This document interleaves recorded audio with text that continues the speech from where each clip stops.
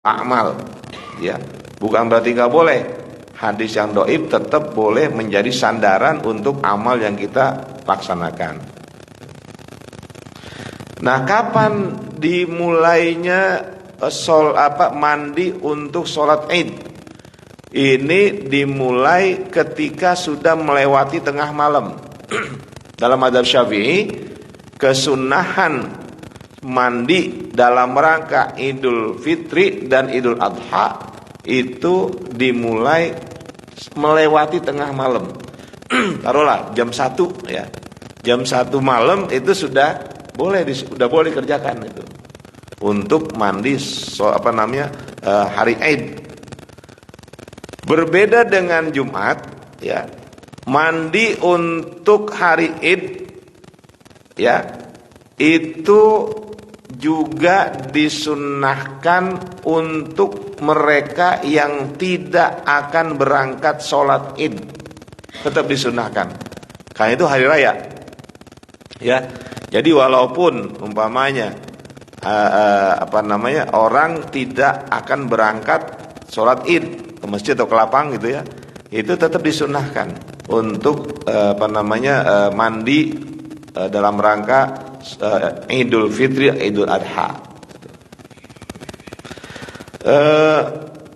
Kenapa disyariatkan dengan disunnahkan? Karena memang sholat Id ini kan disunnahkan untuk berjamaah, ya. Karena disunnahkan untuk berjamaah dan berjamaah itu berarti bertemu dengan banyak orang, maka disitulah alasan mengapa sholat sunnah Idul Fitri itu disunnahkan untuk mandi sebelumnya, ya. Jadi karena kita mau kumpul sama dengan Jumat, kita Jumatan, nanti kita berkumpul dengan banyak orang, maka untuk menjaga bau yang tidak sedap, itu kan disunnahkan untuk mandi. Nah, begitupun dikiaskan seperti itu, ya, walaupun hadisnya dhaif, tapi dikiaskan dengan mandi Jumat, maka mandi untuk untuk menghadiri sholat Idul Fitri atau Idul Adha itu hukumnya disunnahkan, ya.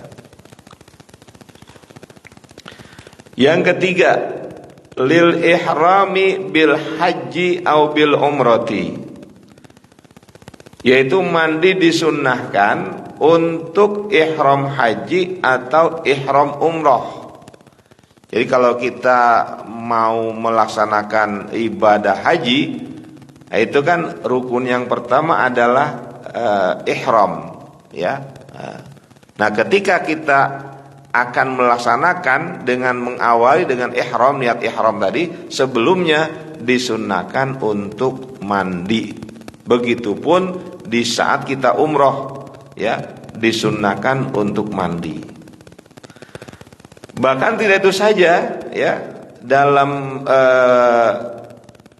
pendapat yang lain, ya, itu dikatakan waliyukufi arafata ba'da zawal, untuk wukuf di padang Arafah setelah tergelincir matahari, itu pun disunnahkan mandi.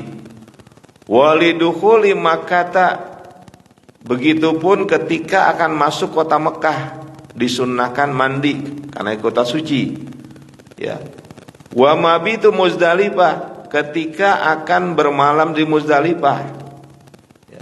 Kemudian wa tawafu ziarah wa tawafu wada', tawaf ziarah dan tawaf wada' itu juga disunnahkan untuk mandi sebelumnya, ya.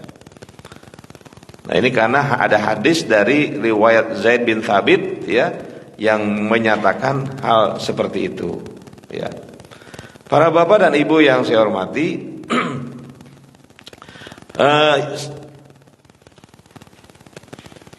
selanjutnya, ya,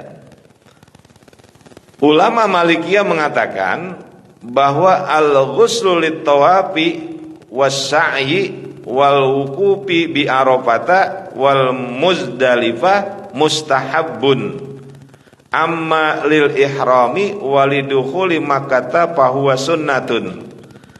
Nah, ini padahal sih maknanya hampir sama saja terkait dengan nilai ibadahnya.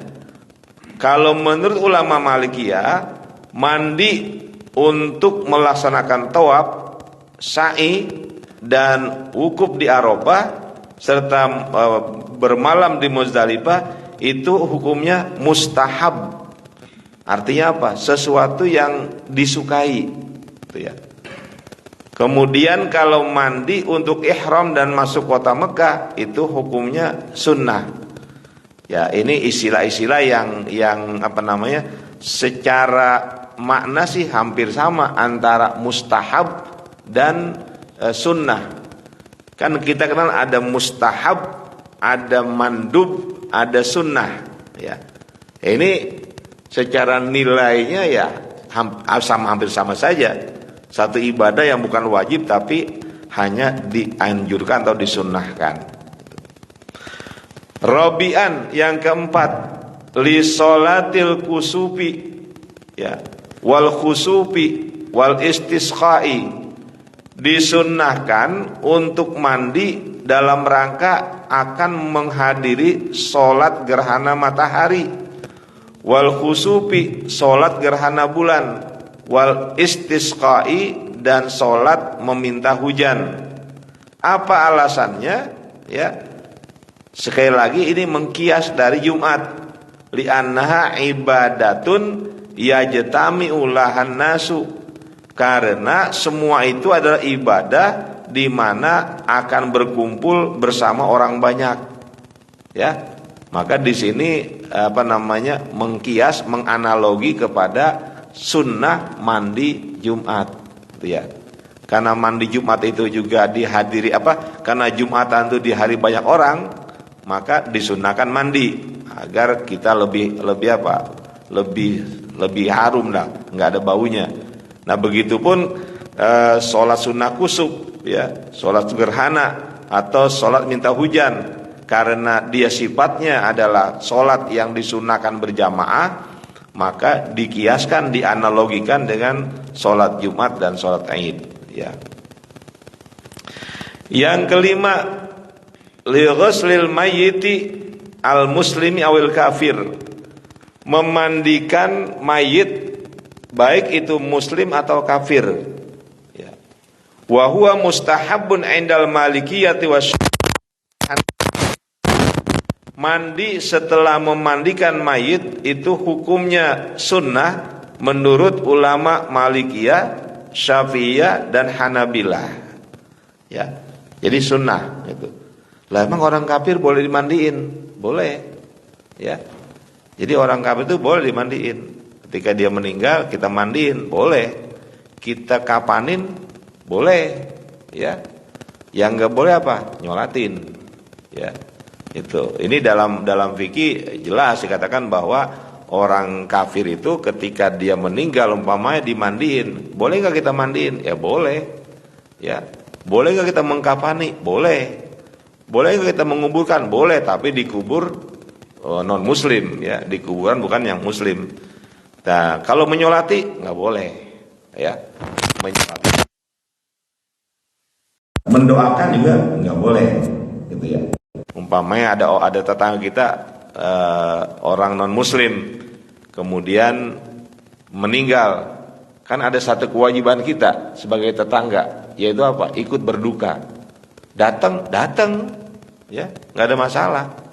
Kita datang tapi sekedar mengucapkan bela sungkawa, ya, dan tidak mendoakannya, karena mendoakan orang yang kafir itu haram hukumnya, ya, nggak boleh. Nah, ini berdasarkan hadis Rasul, man ghassala mayitan falyaghtasil wa man hamalahu falyatawadda. Barang siapa yang memandikan mayit, hendaklah dia mandi setelah itu. Wa man hamalahu falyatawadda, dan barang siapa yang mengusung mayit, maka hendaklah dia berwudu setelah itu, ya. Jadi kalau habis mandiin itu disunahkan untuk mandi, kalau setelah mengusung mayit disunahkan untuk berwudu, ya.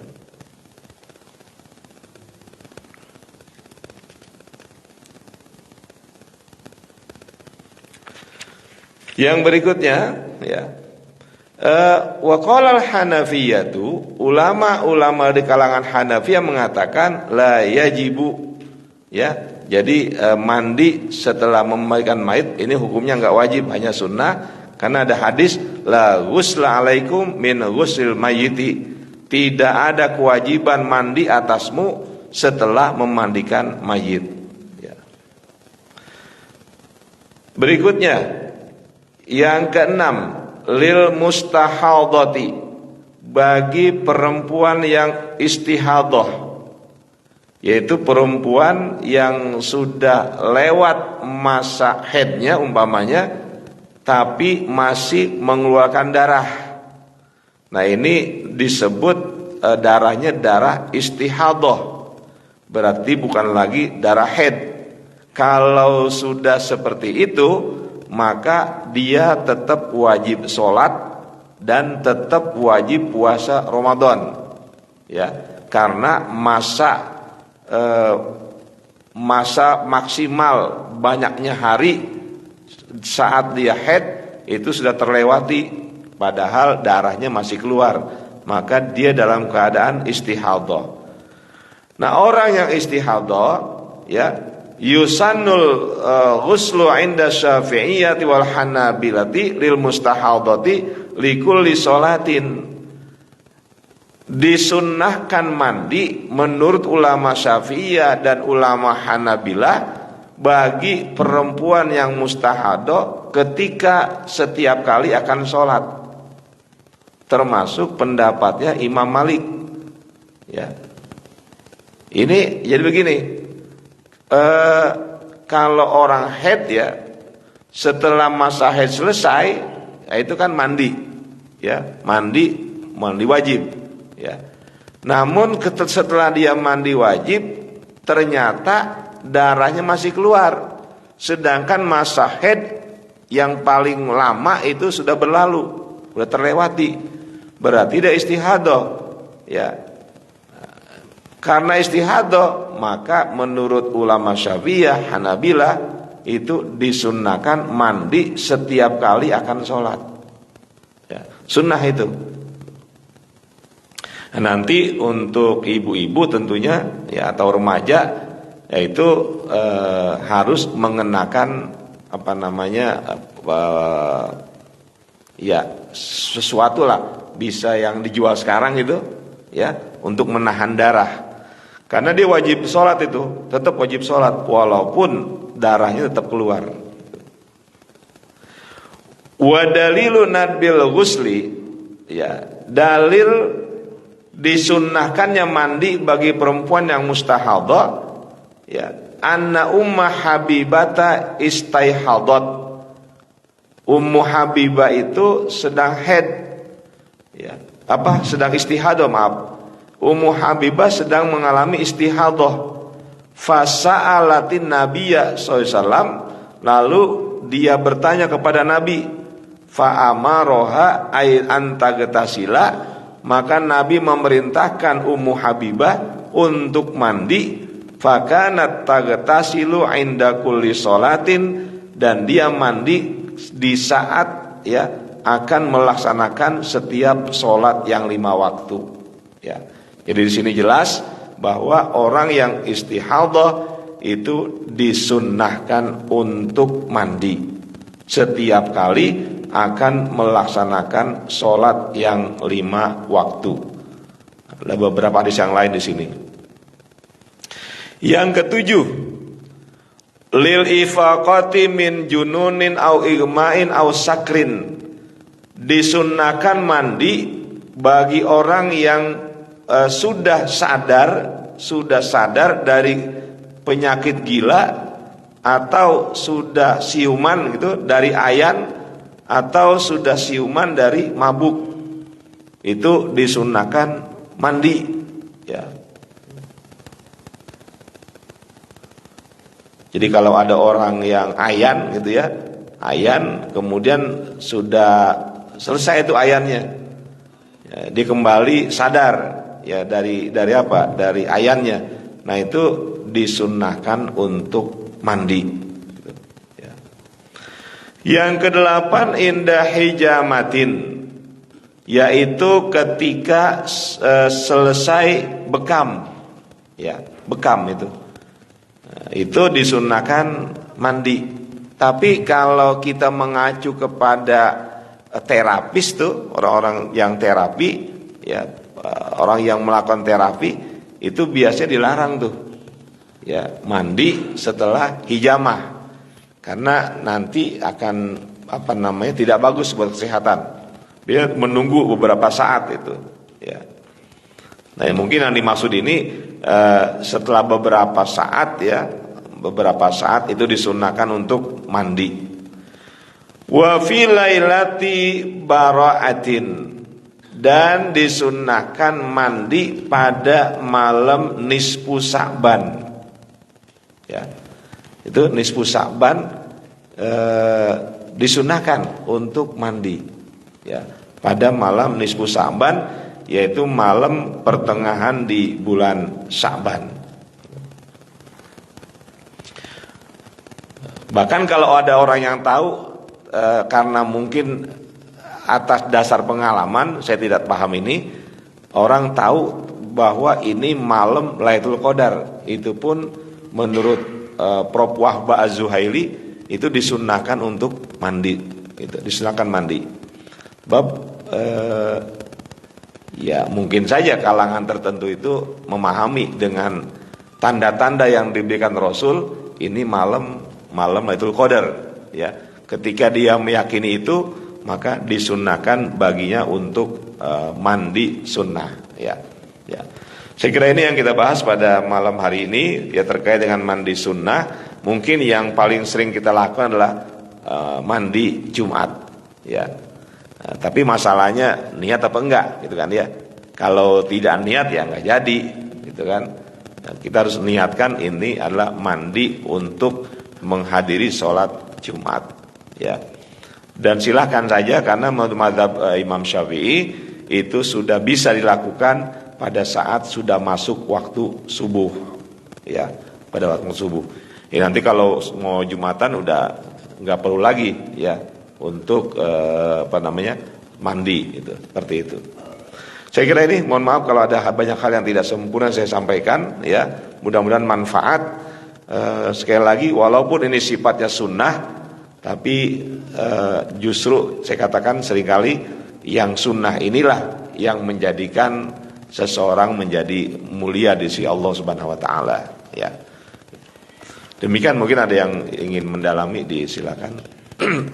Ya, silakan, Pak. Jadi gini, ketika kan masa haid gini. Masa haid itu yang paling pendek adalah sekejap. Itu ada. Seperti Fatimah Az-Zahra. Fatimah Az-Zahra itu kalau haid hanya sebentar. Maka Sayyidah Fatimah Az-Zahra putri Rasul ini, beliau itu tidak pernah meninggalkan sholat, ya, tidak pernah meninggalkan sholat karena pendek sekali itu masa haidnya. Begitupun nifasnya pendek beliau. Jadi ketika melahirkan tuh, ya, Hasan Husain, tidak lama udah selesai, putus, ya. Maka tidak pernah dia kehilangan sholatnya dalam hidupnya. Nah, kalau yang biasa itu kan 7 hari. Jadi kalau yang sedikit, yaumun walailah, sehari semalam itu dikit. Kemudian yang biasa itu 7 hari umumnya. Yang paling banyak 15 hari. Nah, 15 hari sudah masuk waktu haid, selesai. Berarti di situ sudah wajib mandi. Gitu kan, ya? Wajib mandi. Ketika sudah 15 hari selesai dan kita sudah mandi, ya, sucikan diri dari hadas besar, ya, dari janabah, kemudian ternyata masih keluar lagi, gitu kan, ya, masih keluar lagi. Nah, itu namanya darah istihadhah, darah penyakit, ya. Bagaimana caranya? Ya, nanti kalau mengambil sunnahnya, umpamanya ketika kita mau melaksanakan sholat zuhur, ya, dalam keadaan tadi darah keluar lagi, maka sunnah mandi. Gitu, sunnah mandi. Nanti sholatnya kan pakai pembalut, karena untuk menahan darah. Nanti masuk waktu asar disunahkan mandi lagi. Ya, itu sunnah ya. Hukumnya tidak wajib. Begitu Pak. Jadi tidak wajib tapi sunnah. Mau yang wajib udah yang pertama tadi. Ketika masa haid dengan lama waktu yang paling maksimal 15 hari. Setelah itu sudah dianggap darah istihadah, bukan darah haid lagi. Berarti dia wajib sholat. Tadi kalau Ramadan dia wajib puasa. Seperti itu. Iya, makasih. Ya. Niat sunnah. Ya, sunnah mandi. Ya, sunnah mandi istihadah. Iya. Dengan niat tentunya dengan niat. Iya. Iya. Jadi gini. Nah, ketika kita mandi Jumat gitu ya, mandi Jumat, walaupun dia itu adalah mandi sunnah gitu ya, tapi afdolnya adalah seluruh bagian tubuh harus terkena. Ya, bagaimana kalau ada bagian tubuh yang tidak terkena? Itu nggak ada masalah, karena ini mandi sunnah. Berbeda dengan mandi wajib. Kalau kita mandi wajib, ada bagian yang tidak terkena air, maka mandi tersebut tidak sah, gitu kan ya, seperti itu. Ya,